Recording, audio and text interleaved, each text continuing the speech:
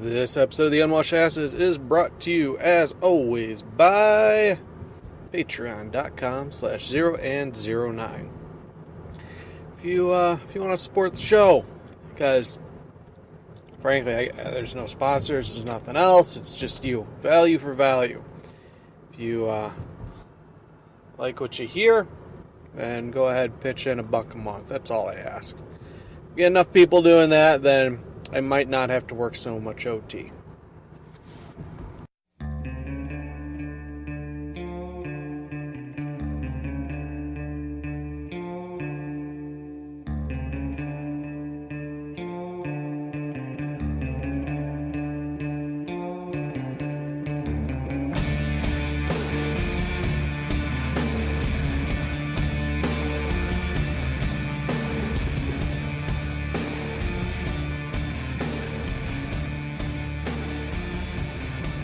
So if you notice from the radical audio quality that I'm doing it the old-fashioned way, and the really bad old-fashioned way where I'm recording in the car, specifically on my drive home. OT was requested upon myself, and apparently nobody fucking else. So I had another 15, 16 hour day that I'm just now getting done with. So I figure, I've got a 40-minute drive home. It's 1 in the morning on Friday. I don't know if this is the 15th or the 16th, but got about a 40-minute drive home, if not a little more.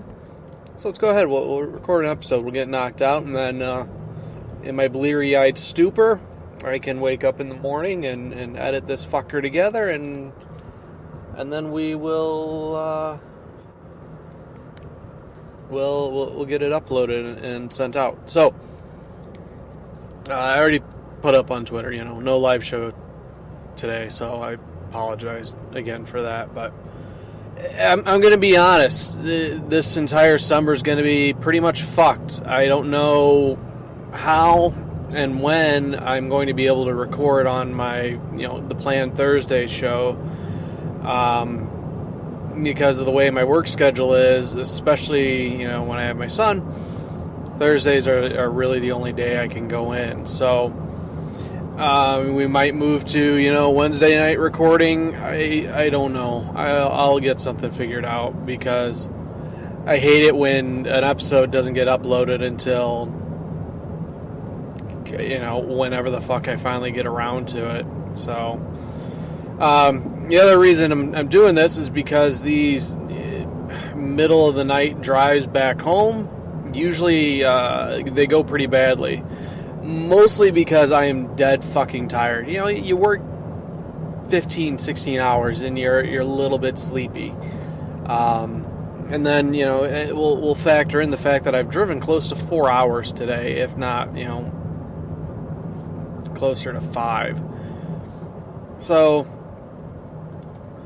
what happens is I tend to nod off when I'm driving. I'll go and I'll stop at a gas station. I'll get a Red Bull and pound that fucker down, and it helps for a little bit. But it's a 40 minute drive. That's a long fucking haul, and it's down a lot of country roads where they're not very well lit, and things aren't, there's not much going on. It's just you and the road. So I tend to nod off, and then if it's really bad, I will go ahead and hallucinate while I drive. To the point where I see schools or other buildings or even giants standing in the middle of the freeway.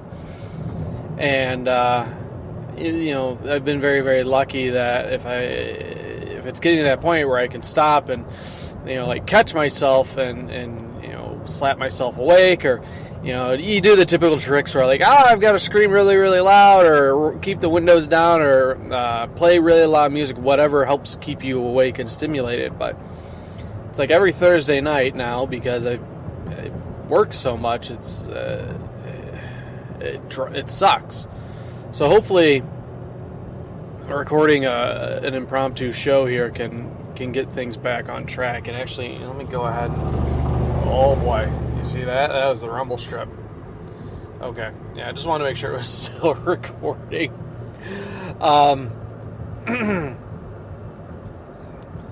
So, fuck, I am tired. I am really, really tired. Few things I did want to talk about. One was E3. The other was racism in fantasy worlds. And then I think we're going to start things off with a good old bitch fest. So, the part-time job I have is that of a delivery driver. Said delivery route takes me through, it's focused entirely on a town that I used to live in, and a lot of memories there because I lived there for over 10 years before moving away. And they're not all good memories. Like, a lot of them are just really bad memories from, terrible places of employment to exes and all that fun stuff. And so it's like driving through a ghost town in the sense that I drive past this place, this happened there, or, she lives over here, and, oh, there's her car, and, oh, fuck, I'm sad, and now every song I play on, every song that usually cheers me up is now a sad song because there's a memory associated with it, and it's like driving around for 6 hours just wanting to put a bullet in my head. It's at some point the job's not going to be worth it. Like, it makes enough money for me right now that I can still justify a 40-minute drive, spending the night driving around a place that I don't like very much all that much. And it really, the biggest reason I say is when I picked up the job, I was in a really bad place. I needed a job. I had gotten laid off from one place, and before I'd found the cable guy job, I needed something to help keep me afloat. And so the manager over at the delivery place went ahead and was like, yeah, sure, I'll give you however many hours I can, and when you do get full-time work again, I could scale you back as long as you work like a day or two. I don't mind. And so flash forward a year and a half later, and I'm still working there. It's only one night a week, but the way I like to look at it is he helped me out when I really needed it, and I don't mind returning the favor. So I'll work Thursdays, and it used to be I would be the opening driver, so I'd work the lunch and early dinner shift. And he's like, well, you know what, the kids are coming back from school, so or they're going away to school, something. He needed me to switch over to night shift, so that's why I'm on nights now, which is 5 in the afternoon till usually 1 in the morning before I'm out, and then, as I've said before, my 40-minute drive home. So the coworkers are the best part about it. They're people I wouldn't have imagined encountering in any other facet in my life. Our paths probably would never have crossed otherwise. But I dig them, each and every one of them, especially the ones that work my shift. It feels like, you got the goddamn Avengers together. Everybody's pulling their weight, doing their shit. And things might not always go our way. Sometimes Baron Zemo or the Red Skull gets the upper hand, and it's just a shit night. But for the most part, I really, really dig working with them. And that is probably the biggest thing as far as, deciding to stick around a place. Because if you have a shit boss, or, Jan from accounting is just being a total cunt, then you're more inclined to quit. And I've heard that at plenty of other places where people just stick it out, and because they don't have anywhere else to go, they don't have anything else to do, and they just bitch and moan about how much they hate their job and how awful it is. And so even being able to do like a shit minimum wage job because the people you work with are that awesome, I think that's saying something about them. And I know a few of them do actually, listen to the show, and I appreciate that. I appreciate you guys very much. You mean so much to me. But yeah, it's, driving through that town, still a lot of fresh memories, and it sucks, and I hate it, and it leads me to a path. I just finished up StarCraft Ghosts, the novelization, and the basic premise is that, this girl is a psychic as well as telekinetic, and she had to do a lot of very bad things with her powers, and has the memories and thoughts of hundreds of people that she's killed. But her way out is by completing this training program, they'll go ahead and wipe her memory for her and give her kind of a fresh start. And so that got me thinking, as awful as my memories are, mostly because of decisions I've made in the past, would I opt in to, have my mind essentially erased? And I don't know. The idea of having a fresh start and being able to focus solely on the present and the future would be great. It'd be tremendous, because there is a lot of fucking baggage I carry around. Like, it puts, oh God, was it Cruella de Vil who had just all kinds of fucking luggage that she carried around? Either way, bags upon bags. Atlas ain't got shit on me, I'm just constantly carrying this weight around, because the biggest thing is I can't ever forgive myself for even tiny mistakes. So, say I did something stupid in the 4th grade, I will go ahead and give myself, the 3rd degree about it over and over and over and over again, and never give up. And so when you drive through a place that you used to live and built a lot of memories, and where, again, most of them aren't all that good, it's like the wound doesn't even get a chance to really scab up, because I come back each and every week. And it's like, just stabbing myself in the chest right again, over and over and over. And it sucks, It puts me into like this fog and a fugue state, and I'm not a happy individual when I have to drive around town. Now, it used to be a really happy place, because there was somebody I was fond of. I'd go and visit, and spend the night after work, and we go get breakfast in the morning, and do all this other great stuff. But as you know, the relationships don't always pan out for one reason or another. And so now I have that memory of, I didn't have to make the 40-minute drive home. I got to see somebody that I loved and cared a great deal for, and we'd get breakfast, and it was all hunky-dory, and I'd pick up my son, and now I'm working 15, 16 hours, and I have a long, awful, miserable drive home. And I guess this is the point where it's like, I do a shameless plug, like, hey, if you guys can, pitch in on the Patreon and get me over the threshold as far as what I make with the part-time job, I can quit it. I can quit the job, and then we can guarantee an episode gets out every Thursday, and the feed gets updated. We have a live show, and there's no more delays, and I can actually focus on producing better content, because then that gives me another day off. And I don't ever have to go back to that terrible, terrible place. But that's the thing. The memories are only bad because I make them bad. The past is like the wellspring from which the rest of your timeline flows. It all begins in the past, flows into the present, and then continues out to the sea, which is the future, full of endless possibility.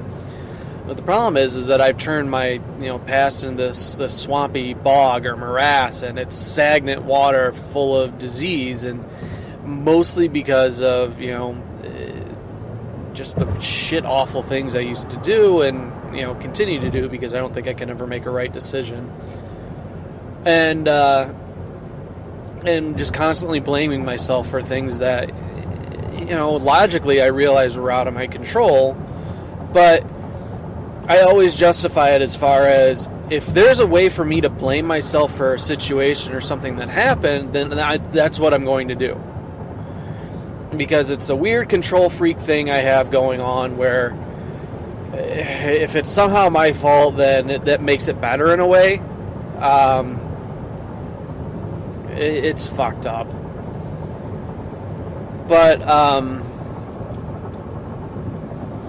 yeah, as far as like being able to forget everything and just move on, there's a lot of bittersweet stuff in there, where there's good memories with the bad, and maybe it's just not that, like how they say, is it better to have loved and lost than to have never loved at all? And in a way, I am happy for the experiences and the relationships that I've had. And it makes me realize that it's not the relationship that made me sad, it's the memories of how it failed and how fucked up things got. And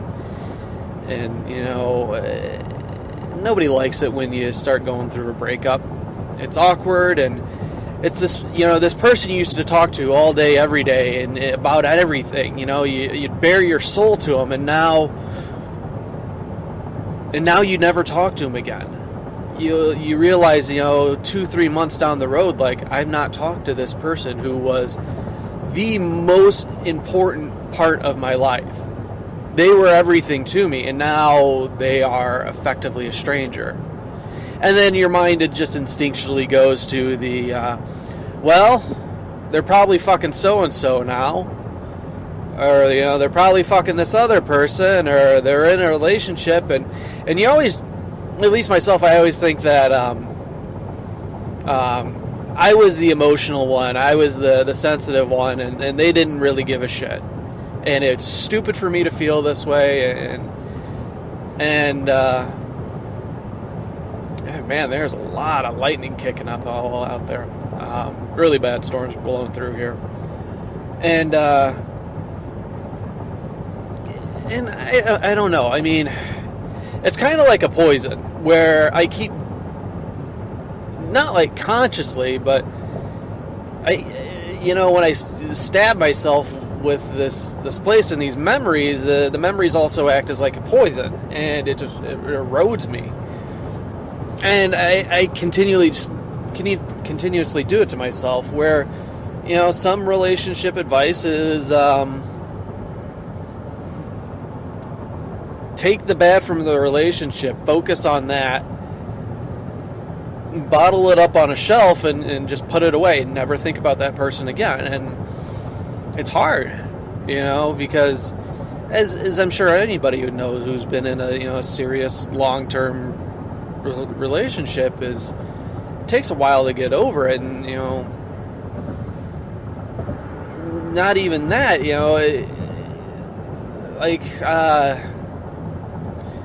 like boyfriend used to really like this band or this song, and now the ex-girlfriend can't stand them because of the association. Same place, except in my case, it's his entire fucking town. And in not just one relationship, I burned a lot of fucking bridges and made a lot of bad choices, but would I forget if I could? I don't know, because it's not like I can just erase one block and be content with that, because there's a lot of really good memories in there too, as far as, when things were going well with the relationships, or the birth of my son, and the time I spent, when we actually lived together, and just when things go right. Am I willing to give up those memories in exchange for the peace of mind that would come with getting rid of the bad memories? I don't know that I would. Because that decade I spent in that place, it formed me into who I am now. Much like a a river, we are never the same person from year to year, month to month, or even minute to minute. We are constantly changing and flowing, and so that's why Monk Robot Zenyatta from Overwatch says true self is without form, because it doesn't matter what stage we are in life, we are who we are meant to be in that particular moment. We might need some growth, we might need some inner reflection and retrospective, but we are still us. And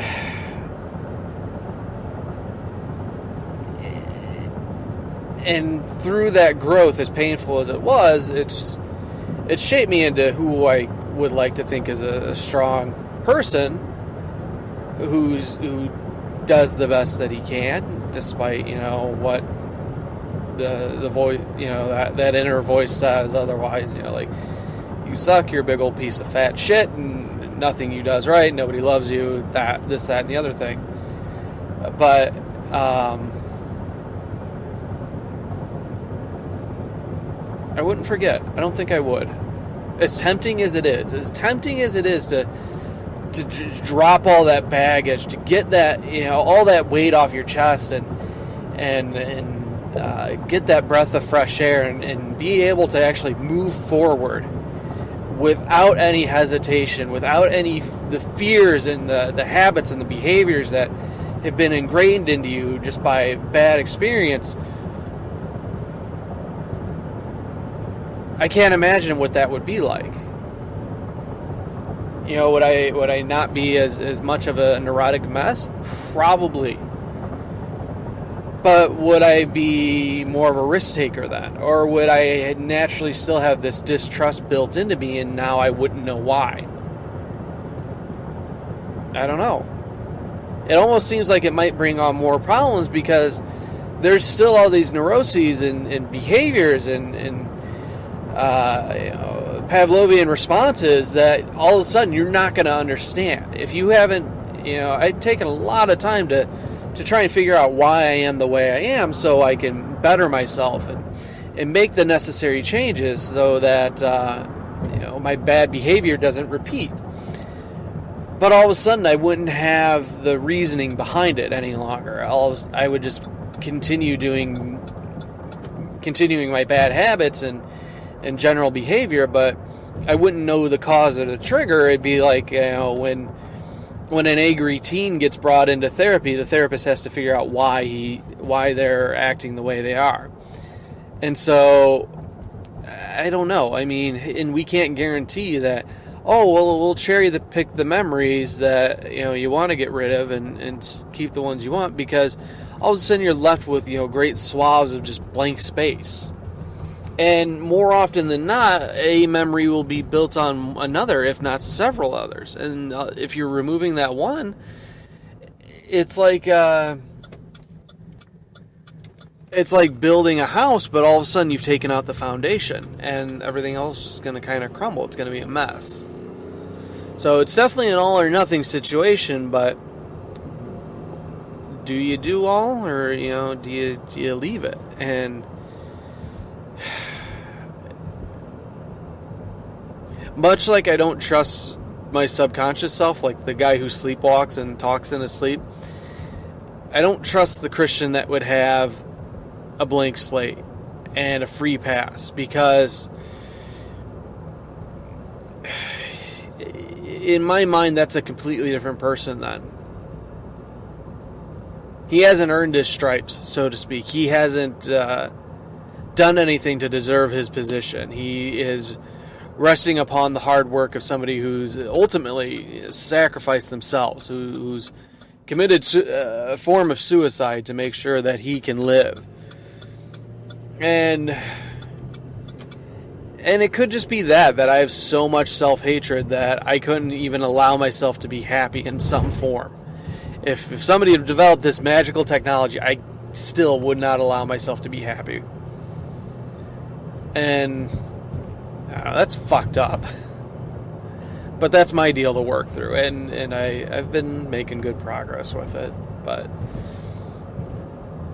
But yeah, so I fucking hate my part-time job just because of where it is and everything that happened there. But I'm sure everybody else can relate. Like, you know, in fact, you know what? Write the show right now. Whenever you're listening to this on your podcast player, podcatcher of choice, you know, theunwashedasses@gmail.com. Again, theunwashedasses@gmail.com. You know, go ahead and share a story. You know, are there places that you don't like going to now because of the memory of an ex or something else that happened? Or is there some behavior or pattern that got, for lack of a better term, beaten into you and is now a reaction? Or are there songs or bands or even movies that you can't stand anymore because somebody else was really into it? Write the show. This would be good sharing.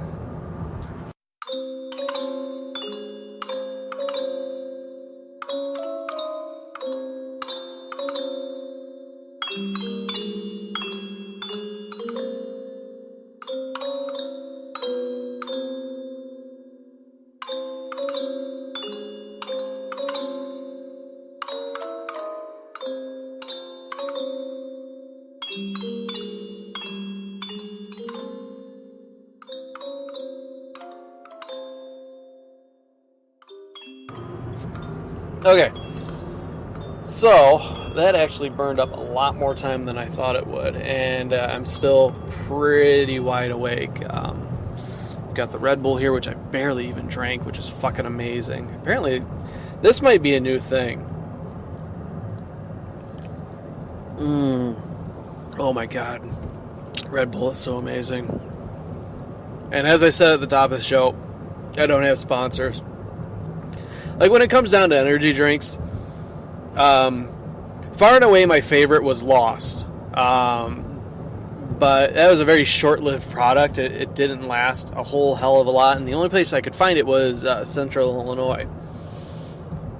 Actually, I take that back. I found it in one gas station in Wisconsin, but only the one. And again, it was short-lived, and I miss it so much. Lost was fucking amazing. But Red Bull has always been another favorite, and I know some people can't stand the taste. It's very strong and kind of bitter, which is funny because I can't stand coffee for much the same reasons. But Red Bull, it's funny. Like, I know it's based on a movie, but that clip where in The Simpsons, where Homer gets essentially their equivalent of a McRib. Holy shit, that is a lot of lightning. Wow. We've had really bad storms ripping through the area, and it's just... I'm driving in the middle of fucking nowhere, and there's no lights because there's no street lamps, and there's only farmhouses dotted here and there. And there are just gigantic clouds that are brimming and crackling and exploding with lightning, and it is just breathtaking to look at. But no, the scene where Homer gets essentially his equivalent in the McRib, and it's like he's, shooting up, and his pupils dilate, and he does that deep inhale, and you can see the veins constricting and all that. Red Bull has a similar effect when I crack one open, where the smell of it hits my nostrils, and I can feel like my pupils dilate, and I'm like, I get a little bit wired, and I'm into it, and I dig the flavor. I really, really enjoy Red Bull, but much like sushi, which also has a firm grip on my heart, it's pricey, and plus it's really bad for you if you drink a lot of it. But I mean, there's a few other energy drinks that I've tried over the years, like Monster and Rockstar and NOS and all that other shit, but it just, I don't know, never really hooked me. But that was the thing, like, I've got to make this fucking drive home, and so I need something to keep me awake, so Red Bull is just the immediate choice. Back when I did IT and was doing annual maintenance on school systems, I would pound down 5-hour energies like nobody's business, because I'd work, 9-10 hour day and then have to go out to a school for another 4 or 5 hours, and fucking sucked ass. But the 5-hour energies, they would do the trick. The thing is, though, because I only have a 40-minute drive, I don't want to be wired for 5 hours, because typically Friday mornings I have to get up because I'm going to go get my son. And say I get home at 2, I could theoretically, I mean, if we're doing the just basic straight math,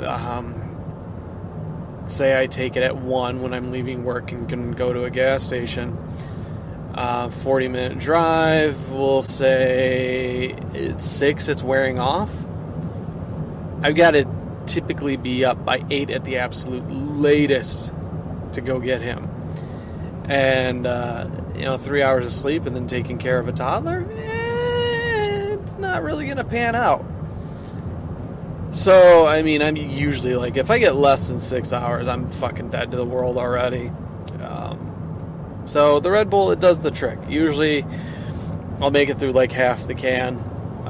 Because as much as I enjoy it, it's not a drink that I can just, fucking pound down. It sips here and there, and it seems to do the trick. And for the most part, it keeps me awake. But, he says as he begins to yawn, whew, fuck.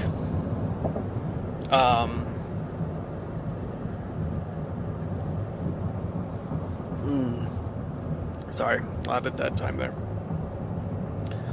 But no, so E3 rolled around this past weekend, and I haven't had a chance to really look at what's been shown off. I know Xbox finally unveiled Project Scorpio, which they're now calling the Xbox One X. Sony didn't really reveal anything aside from a lot of exclusive titles. And then Switch got a little bit of coverage as well. But nothing too mind-blowing from what I have seen. Fucking Sony, though, bastards. I'm going to have to get the PlayStation 4. Sooner or later. The price dropped down to $250. They showed off God of War, and apparently a new Final Fantasy Dissidia is coming out, which is going to be a PlayStation exclusive, and it's for PS4. So I love the Dissidia series on PSP. I have both of them. So having one that looks fucking amazing and I can play with a real controller, sign me the fuck up. I'm down. And then we have the Spider-Man, which is going to be exclusive and looks just fucking stupendous. So, yeah, the PlayStation 4 is a foregone conclusion. It just pisses me off that Sony has so many exclusives. But you know what? That's the game they're playing.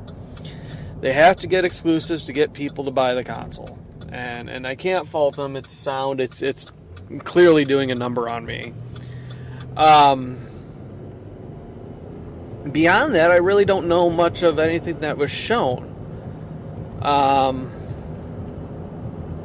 Not really keen on getting a new Xbox because I'm happy with the one I have. Holy shit, that's close. Lightning, sorry. Happy with the one I have. Battlefront 2. Sorry. Oh my god. Star Wars looks good just because it sides with the Imperials, and rightfully so, because I don't like playing as the rebel scum. And tells a story after the fall of the Empire and a special elite squad. Now, the first Battlefront fucking sucked ass. The gameplay was fun, but there was no map variety, there was no mode variety, there was no actual space-to-ground combat. Conquest mode had been taken out. And it was really, really bad. And then on top of that, EA had locked away the bulk of the content with very expensive DLC. You practically had to buy the game 2 times over to get all the content. And heaven help you if you were in, my case, where you decide you didn't want to buy the DLC, and then you get you shit out of luck. There's nobody to play with. Actually, just recently uninstalled that, which makes me sad because somebody got it for me for my birthday. I really dug it. It was a great present, and I remember when it first came out, like, oh shit, this game looks amazing, the graphics are great, and it's Star Wars, and we've been wanting Battlefront for ages. They might have done it right, and then we just kind of got it like, oh, fuck this noise. It was disappointing. So I'm really hoping the second one isn't going to be the same case. Like, I'm going to be very, very cautious with it. Probably wait for reviews to come out before I decide to bite the bullet on it. And if it ends up being shit, well, I'll wait for it to drop to $20 and I'll buy it for the story.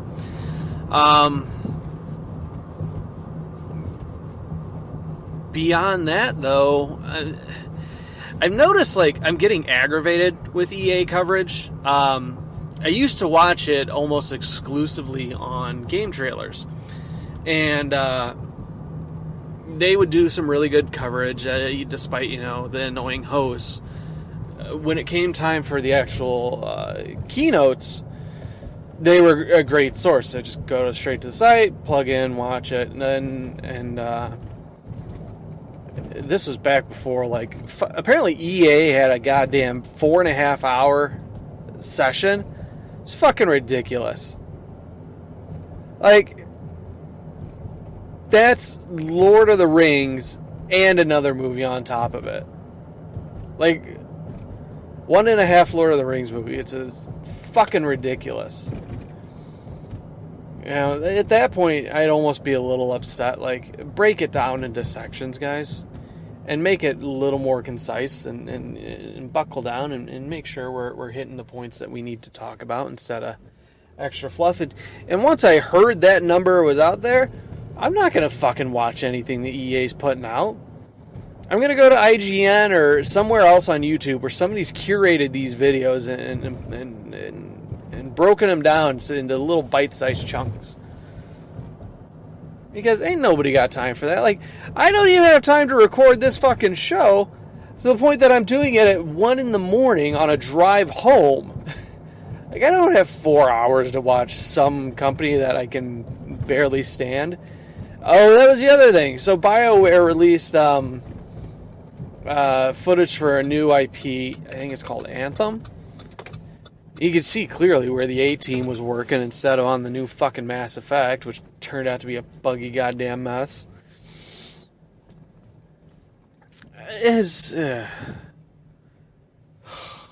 Sorry. I'm sorry. I've been thinking about this a lot. Like, I need to inject more humor into the show. I end up bitching a lot. But we're gonna pause here. We're gonna take a small break. You won't notice much of a time difference in the show itself because it's gonna go straight to the next section. But I just got home. I'm gonna go to bed, see my son in the morning, and finish recording this, and we'll get it edited up and thrown on the different feeds. So bear with me.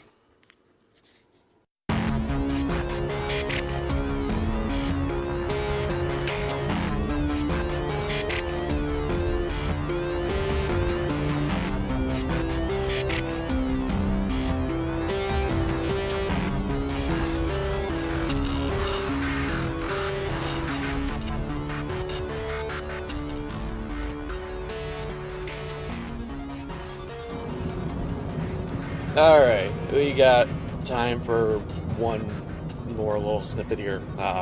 Good morning!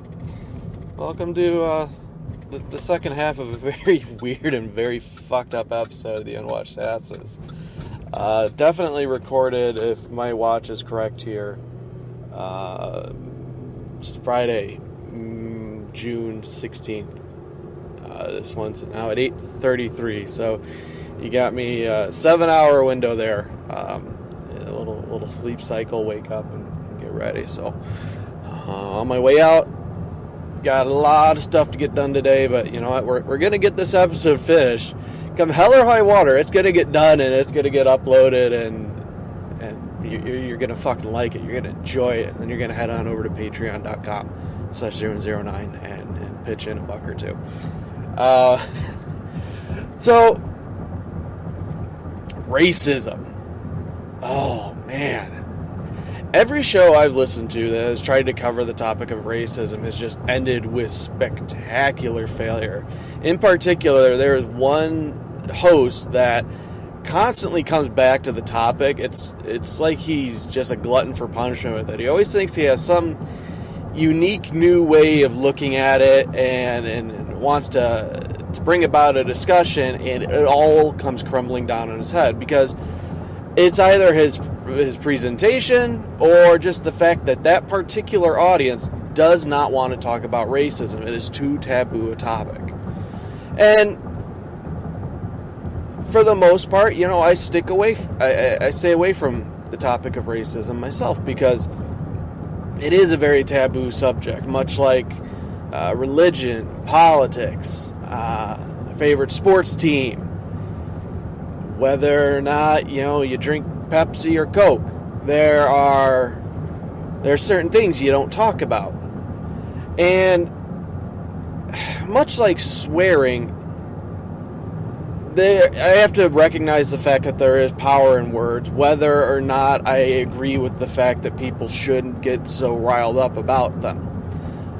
So, in the case of racism, when it comes down to using, terms like nigger, spick, wop, even other, not necessarily racist gear terms, but like faggot, the way my brain operates is that these are just words. While words can carry emotional impact, we actually have the capacity to disarm them.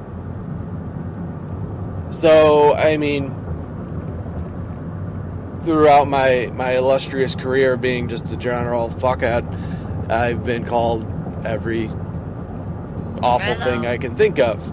In the case of, college years, it was heartless bastard. For ages, everybody I met, you're just a heartless bastard. And while I will agree, if we're gauging words by their weight and severity, like if they've got a Scrabble point score, heartless bastard, despite being many more letters, doesn't compare to nigger. Now, the racism I want to talk about isn't one that necessarily affects our real world. It may, if you're running in these certain circles, but more so, I want to talk about them goddamn dirty trolls and orcs. I want to talk about fantasy racism. Is it okay to hate on Tauren because they're nothing but unseasoned steaks that are walking around waiting to be lit up by a mage and grilled to perfection? Is it okay that I don't like the big old nose and ears and shifty eyes of goblins? Is it true that while turned on, I'm a little uneasy around the space goats that are the Draenei? Now, if you're a fan of what I'm into, I'm talking about Warcraft right now. These are races that come from a very popular series of games and a very popular MMO that I'm currently fighting the crack addiction to get right back into. Because I don't have time for WoW. God knows I wish I did. But I don't have time for WoW. So instead, I'm going to bitch about the fucking races in there. I'm going to be a Warcraft racist. Is it a war crime to be a racist in World of Warcraft? I don't know. But this can extend to, other fantasy genres as well. I'm just not as well attuned with them. Of course, you got like your high elves and your dwarves, which span across different genres. The high elves usually, they're your typical, stereotypical elf. They're, tall or small, depending on, which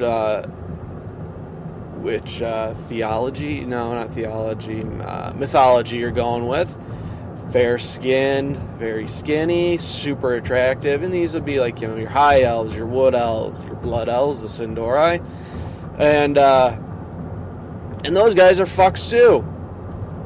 Now, being racist just is an unnatural dislike of a certain race. Now, again, we're not going here black or white, Asian, because now we have humanity lumped in as a whole. It's humans, no matter what your skin color is, versus those fuckface orcs, no matter what skin color they have. If you're an orc, you're a piece of shit. There's just no two ways about it. They're warmongering people. And, you can go back to their hippy-dippy shamanistic roots back on Draenor, but either way, the only good orc's a dead orc. Same thing applies with the trolls. They're very warlike people. They got them big old noses and the pointy ears. Not to be trusted. On top of that, they're into the voodoo man. And the only good troll that I've ever come across was Vol'jin. Is it Vol'jin or Zul'jin? I want to say it was Vol'jin that stepped in as war chief after what's his tits. Oh god damn it! This is gonna bother me. Carrie. Gary Hellscream. There we go. Speaking of which, so Gary was a big bad in WoW for a very long time. Gary's going to be the big bad in New Destiny, which is also now being helped out by Blizzard by being put on the Battle.net launcher. Coincidence? I don't know.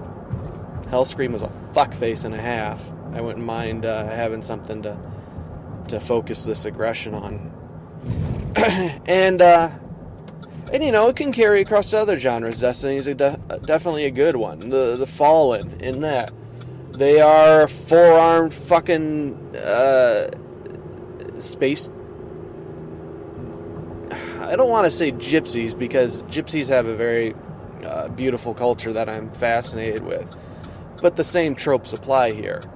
They're very pirate-ish. They're not to be trusted. They'll swindle you. They like to steal things. Murder definitely happens wherever they set up camp. Not to, be racist towards gypsies, but I'm saying we can apply some of the same stereotypes that have been leveled against them that, you could easily apply to the Fallen. Except the Fallen are just fucking cocks. There's even, what is it, not, Vexus, whoever the little fucking shit Fallen is over at the Reef. Not Varix. Is it Varix? It might be Varix. Anywho, is it okay that I have this unnatural hatred for some races? There's only a handful that I'm actually, okay with, and most of them are ally races, but even then, the Alliance? I don't trust gnomes. They're too little. They can get in anywhere. God knows what they're getting into. And for all I know, they've got this weird, size fetish where they go for the bigger the better. You got this weird little baby-bodied gnome hitting on a big old night elf who's 8 foot tall and could spit roast her with his cock. For all we know, that's what they're into. They've got, all these gizmos and gadgets in a world of fantasy, which also has giant floating gem spaceships that fight demons from across the universe. Warcraft's gotten a little fucked up. And then we have the cows, the Tauren. Based heavily on the Native Americans. Granted, I've not gotten too much into the Tauren culture because I don't play Horde, the filthy fucks that they are. But when I look at a Tauren, all I see is a big walking hamburger. Big old walking hamburger that makes me want to respec my mage to fire so I can light his ass up, grill him to perfection, throw some seasoning on there, and just go to town. And a Tauren would be delicious. It would be tasty. Hello. But is it wrong for me to think that a Tauren would be delicious and tasty? Does a Tauren milk taste like regular milk? Could I get some livestock, a Tauren, and get some milk for my cereal and a delicious burger for the afternoon? I think I could. But because they're intelligent, does that make it wrong? I don't know. I view them as lesser beings. Much like the trolls and the orcs. Well, I mean, we have Green Jesus Thrall, which made a good example for his people, and there's always going to be that one. The one person who stands up and proves that his race isn't a giant pile of shit. So we had Thrall for the orcs, Vol'jin for the trolls, Cairn Bloodhoof for the Tauren, and we can even gear it, closer to home, where you have the Forsaken. I like how I made that two very distinct words, Forsaken, despite it being, Forsaken, one. Forsaken, undead humans, risen up by the bitch to end all bitches, Sylvanas Windrunner, who has a burning hatred for anybody who isn't themselves undead, who is, ironically, in a delicious little twist there, turning into the next Lich King, in this case, Queen. The undead are probably the shiftiest, most untrustworthy fucks out there. And you would think that we would have some sort of alliance or likening to them and want to trust them. Because who wouldn't want to, where Grandpa Jones or your husband who died off in the war comes back home? Sure, they're a little desiccated. In some cases, depending how you create the character, their jaw's falling clean off. They just got a tongue hanging there. But you know what? Maybe the wife's into that. Maybe she likes that big old floppy tongue's no longer restrained by the jaw and can go to fucking business on her.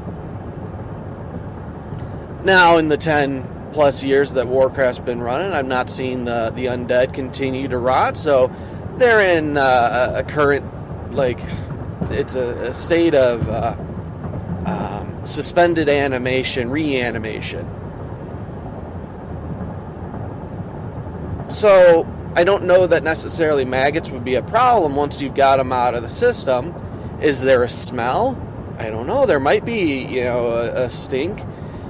But the stink's not going to get any worse, so is it something you could get used to? Or could you wrap them up with perfumed clothes and all that fun stuff to get around it? But the point being, we've all lost somebody very important in our lives has died and then come back. Who wouldn't want them around? I wouldn't. Because something happens after they die. There's something about them that's lost. They become even shiftier, and more murder hungry, and overall just generally despicable creatures. Not even human anymore. And it could be that all this racism comes from bad experiences, terrible upbringing on a PvP server, where at low levels it's either hide in the woods and hope they don't see you, or just get ganked repeatedly. Now, sure, I'll admit that's probably a very large part of it. I just fucking despise the Horde. I've had a past few relationships where, the lovely lady's been on the other side of the fence, and I've been somewhat successful as far as swaying them to the sunshine and rainbows that is the Alliance. But there's always the one who decides to stick with the filthy mongrels with their spikes and their fur, and you try. You go over to the other side, and then it's like, what? I'm living in a ghetto. I'm living in a slum. You got just savagery everywhere. And maybe it's just that. It's the angst that appeals to these people. This belief that they can let loose and be angry at the world. And it's accepted because that's all those fucks are in the Horde.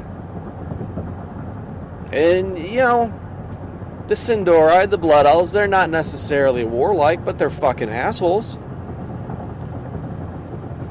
You have to meet a Blood Elf that, in any time frame. You can even go back to pre-Horde Alliance, when they were just the High Elves before the Sunwell had become corrupted. They're still fucking pricks there. They've got a superiority complex. Just thinking because they can pronounce words correctly all the time makes them better than the rest of us.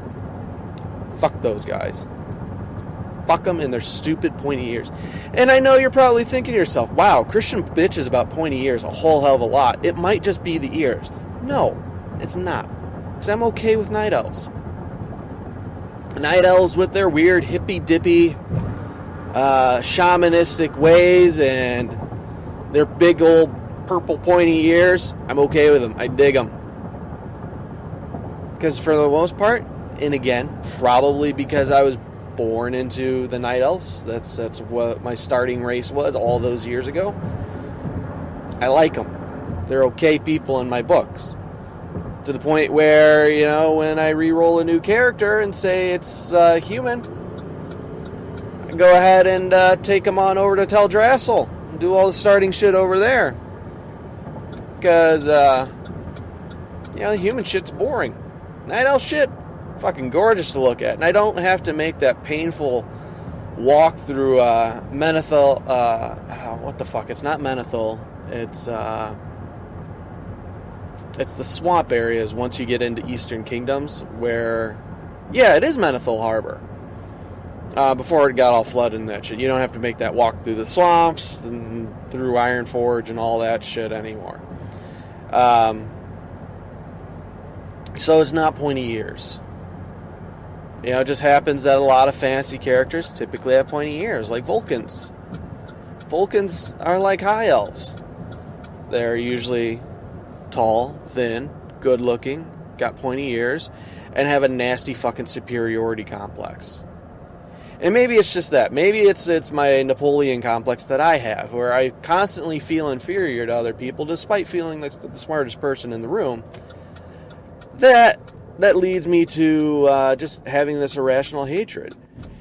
And that's the thing. You have to understand where the roots of this hatred comes from if you're going to overcome it. That's saying you want to overcome it. Personally, I'm a little okay with this hatred for the orcs and the trolls and the goblins. Mostly the greenskins. Greenskins are kind of fuckfaces. And now that I think about it, you know, is there one race on the side of the horde that I dig on? Who do we got? Let's run through the list. So we got orcs, trolls, undead,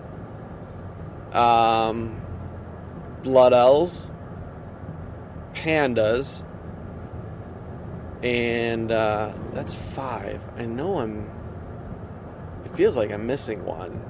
Oh, Tauren.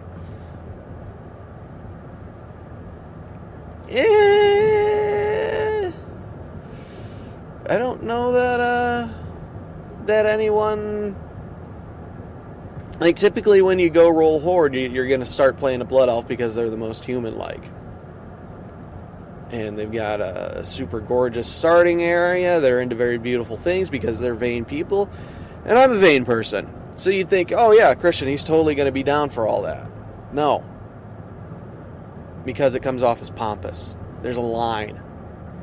There's enjoying nice, pretty things, but to the point where you look down at disgust at people who aren't beautiful themselves.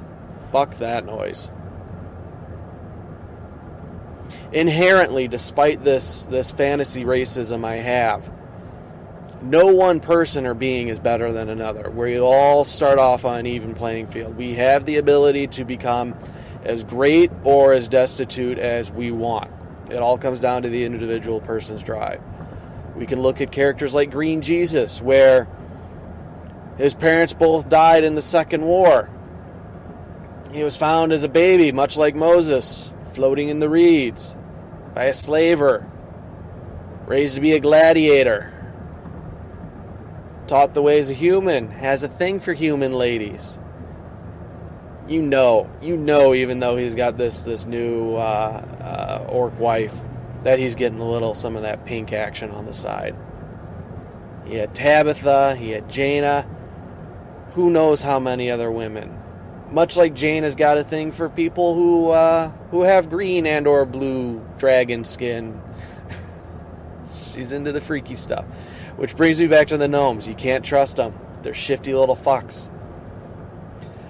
But we all have that same potential. So Thrall was raised up, became a mighty leader of a people that he himself united, despite being abandoned at birth. You have Gary Hellscream, son of a great leader within the old horde. Brings about ruin on himself because he's power hungry and also batshit crazy. And, much like myself, a fantasy racist. He hates the Alliance. With really no good reason. Oh, and this person's doing 5 under the speed limit and is driving me nuts because I'm in a no passing zone. And there's oncoming traffic. So,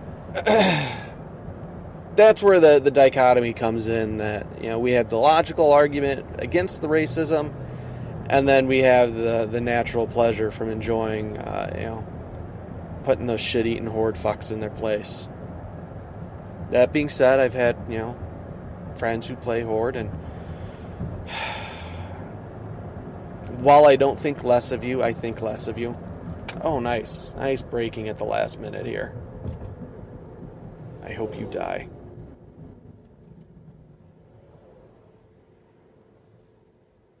Complete fucking standstill. Just sitting here. Yep. Yeah, I see your big, fat, ugly face. Oh, man, that derailed me. But you know what? Maybe it's good. Maybe it's good. So, I don't know. What do you guys think? Is fantasy racism a thing? Could it be a thing? Can we make this a thing? Where, you get together for your D&D group and you're like, oh, fuckface Josh. God damn it, I don't like the drow. I don't like those stinking fucking dirt elves. Why the hell did you roll one? Or when you're rolling through your campaign and the DM's like, oh, we've come across the lost city of the trolls. And then, Christian, it's like, fuck these fuck-faced trolls, goddamn dirty pieces of shit. And it gets the party in trouble just because of my natural fantasy racism. I almost want to get like a hashtag going with this one, hashtag fantasy racism, but I have a feeling that people would take it very, very wrong. Like I'm somehow glorifying real world racism, which is completely wrong and awful.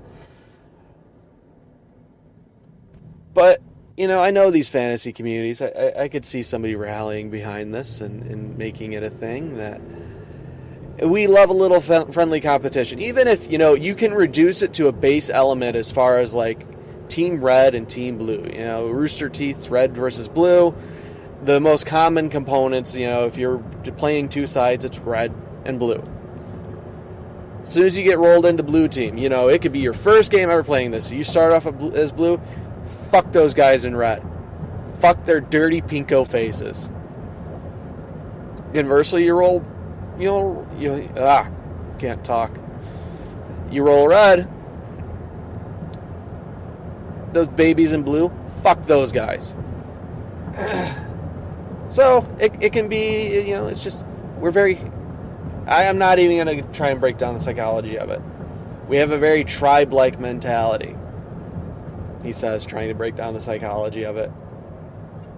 We get rolled into one side, and we immediately stick to it, and just develop an inherent distrust of the other side. So, I think it makes it more fun. Real world racism almost kind of seems boring compared to fantasy racism just because we have this plethora of things to choose from. You even have the beholders who are giant floating squid heads with a cyclops eye that transports you to other dimensions. How fucked up is that shit? And that can be totally racist because is there ever been an instance where a beholder's been a good guy? No. They are all terrible creatures. And that's just it. It's not even like viewing, chalking it up to a few different experiences. Now we're doing 1500. God damn it! I hate driving. You immediately view all of them as one cohesive unit, and it's like, fuck all those guys. I don't like them.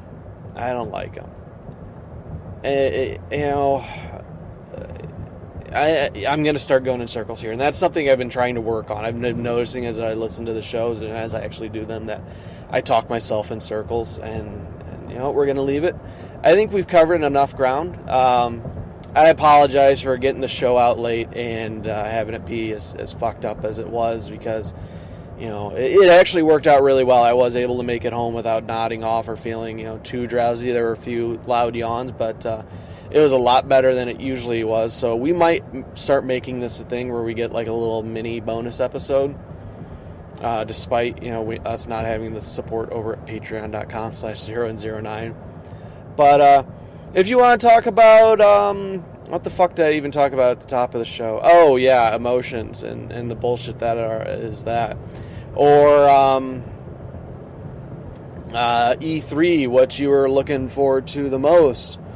or fantasy racism, my new favorite thing to talk about, drop a line. Theunwashedasses at gmail.com. Again, theunwashedasses@gmail.com. Or hit up the show on Twitter at unwashed_asses. At unwashed_asses. And I'll read those on air. And, the show's designed to be a two-way conversation. It's just a little bit delayed. I talk to you, you listen, then you talk back to me, and we go back and forth. But yeah, next week it's all, again, dependent on overtime, what my schedule looks like as far as if we do a live show or if we have to do one of these pre-recorded things again. And of course, with it being Friday now, Friday Night Smite, and then 0 lives over at twitch.tv/HFC Gaming, and of course, Horror of Casitas over on YouTube. Just search for that, and you can see an archive of all of our videos. And that's going to do it. I'll see you next week. I can feel the end, it's drawing near. It will soon be here. Oh, that much is clear. So shut the doors and turn off the lights. Let us sleep tonight. Let us huddle in the dark. Oh, my lover, you are beautiful, but that beauty comes at such a price. And I know that you'll soon disappear, like the dark